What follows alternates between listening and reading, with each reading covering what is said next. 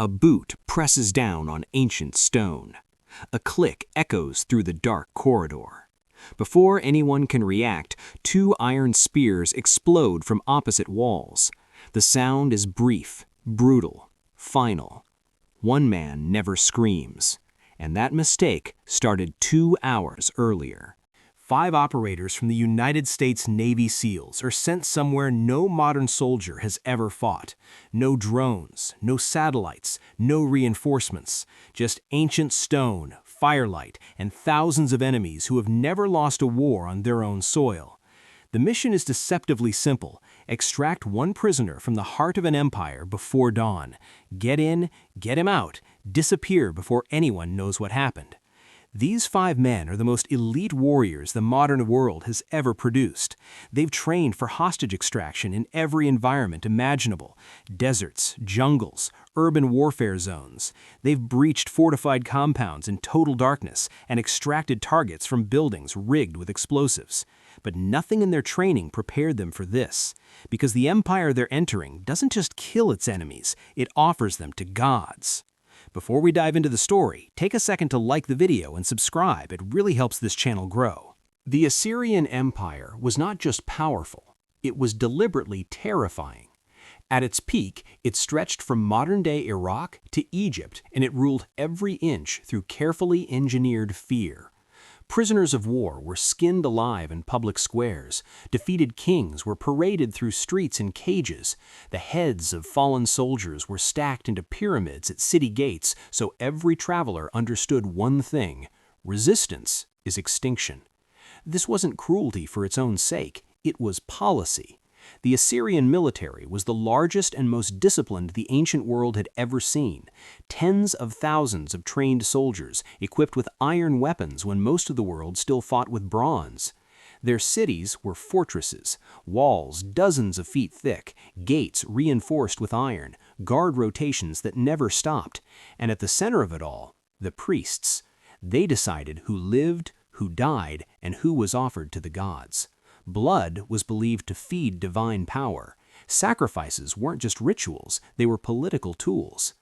Tonight, a sacrifice has already been chosen, and the man chosen for it was never guilty. Deep beneath the city, in a dungeon carved from solid rock, a man sits in chains. He hasn't seen sunlight in weeks. His wrists are raw, his body is weak. He was accused of conspiring against the king. There was no evidence. There was no trial. A rival whispered his name to the priests, and that was enough. The priests claimed the gods demanded him specifically, that his blood would ensure a good harvest, that his death would protect the empire from plague. By sunrise, he'll be dragged into the central square in front of thousands. He'll be alive when they begin. The ritual demands it. The rescue team has less than 4 hours before the priests come for him. But the plan they're about to use was built on a dangerous assumption. The team's confidence is understandable. They carry suppressed firearms, night vision equipment, body armor, and breaching tools that would look like sorcery to anyone in this era. Against an ancient empire armed with swords and spears, the math seems simple. 2 hours, in and out. That assumption lasts exactly 11 minutes. Once inside the outer walls, something is wrong. Patrols move through the streets in disciplined formations. Guards rotate on a precise schedule, and when one group leaves a position, another arrives within seconds.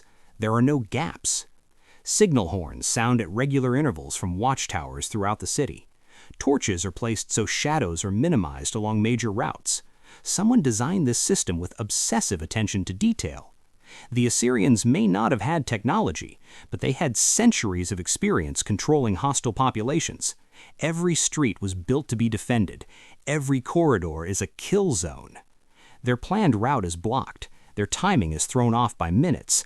And in a city this tightly controlled, minutes are the difference between invisible and dead. They adapt. They reroute. They burn precious time. Still, they push forward, straight toward the dungeon. 4 Assyrian soldiers stand watch at the top of the staircase, torchlight casting long shadows across their iron spears and leather armor. They're alert, disciplined, rotating their positions every few minutes. But discipline means nothing against what's coming. The team's lead marksman raises his suppressed rifle.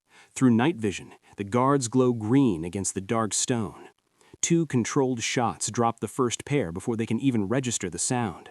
The third guard turns toward the noise and catches a round before his mouth opens. The fourth reaches for a horn at his belt. He never touches it. A final shot puts him down silently. 4 guards eliminated in under 3 seconds. No alarm, no sound louder than a hard whisper. They drag the bodies into the shadows and descend. The staircase leads into a corridor stretching roughly 40 meters.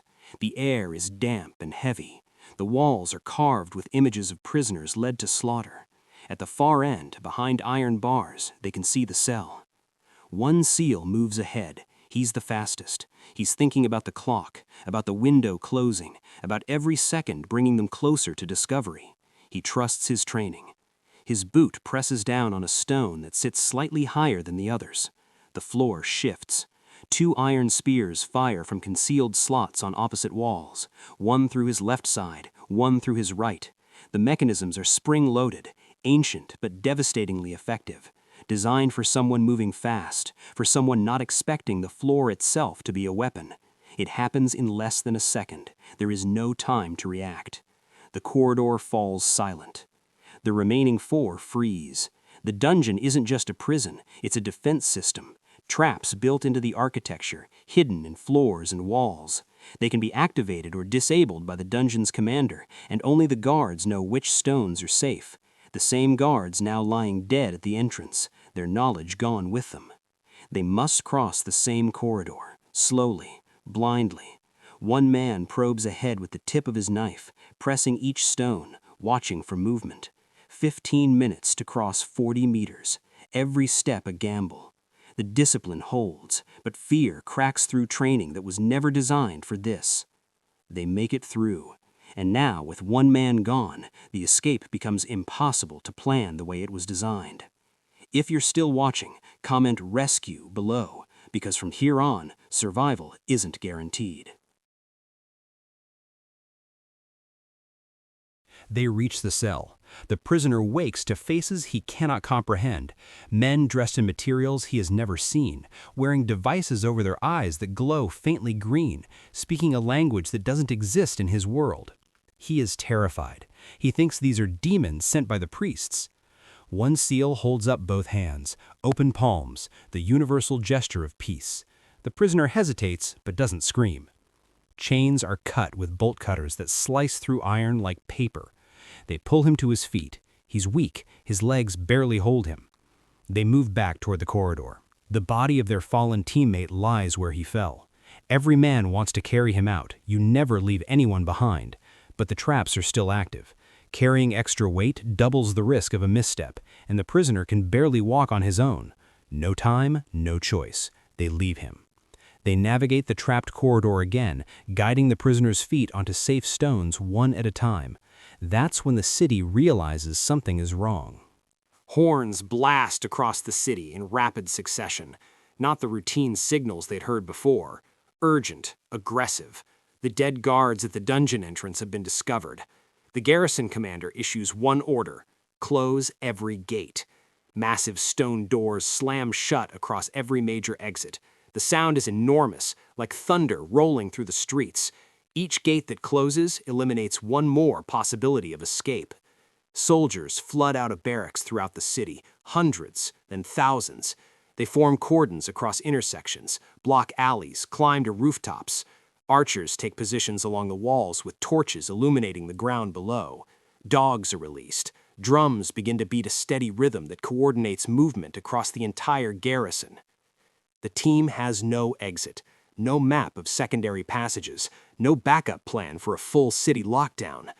The prisoner stumbles repeatedly, slowing them to a crawl. He's malnourished, dehydrated, and his bare feet are bleeding on rough stone.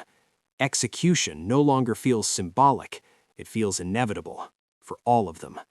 Until someone remembers what they carried in. 1 SEAL checks his kit, past the medical supplies, past the spare magazines. His hand closes around 1 grenade, a single M67 fragmentation grenade packed for emergencies only. They reroute toward the eastern wall, where the outer fortification appeared less reinforced during reconnaissance. The mortar between the stones is crumbling, still thick enough to stop any ancient weapon, but a modern explosive is a different conversation. Soldiers are closing in from 3 directions. Shadows move at the edges of every alley. The sound of sandals on stone is everywhere. They reach the wall. The seal pulls the pin, counts, and throws. Stone explodes outward. Smoke fills the night. A hole roughly 4 feet wide opens in the ancient wall. They run, dragging the prisoner between 2 operators. Arrows fly past them, striking the ground, whistling through the air. One arrow catches a seal across the shoulder, tearing fabric and flesh but missing anything vital. He doesn't slow down. And just when it seems they're out, beyond the breach, silence. The desert stretches dark and open. Then a sound that doesn't belong to this era. The deep rhythmic beating of helicopter rotors.